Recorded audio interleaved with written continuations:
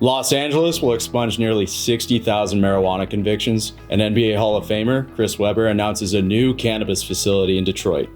This is Gary with Veriheal, keeping you up to date on the latest in cannabis news. Los Angeles County prosecutors announced that they're expunging nearly 60,000 marijuana convictions dating as far back as 1975. This move is another attempt to help reverse the injustice of America's war on drugs. This will bring the total number of expunged convictions in LA County to around 125,000, following last year's total of 66,000. Attorney General George Gascon said, "Dismissing these convictions means the possibility of a better future to thousands of disenfranchised people who are receiving this long-needed relief." This measure comes on the back of Proposition 64, passed in 2018 that allowed for regulated weed sales. This kicked off a wave of petitions to review prior convictions before the legalization of cannabis.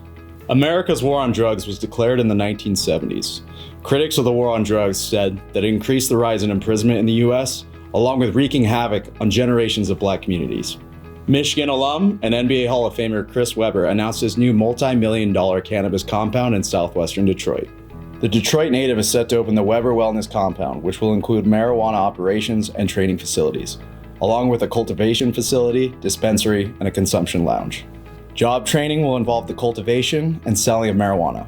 Webber, who was recently enshrined in the Naismith Memorial Basketball Hall of Fame, told the Detroit Free Press that the compound is his new mission. Webber was quoted as saying, "This is my biggest priority in life. I've helped people across the country and the lives that have been disrupted by cannabis. Hopefully, we can do a little bit of repairing. Hopefully, we can help the city."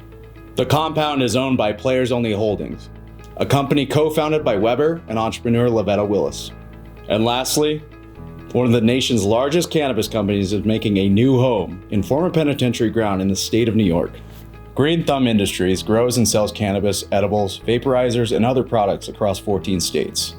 The company's cannabis campus will start producing tens of thousands of pounds of marijuana and millions of vapes and gummies by 2023.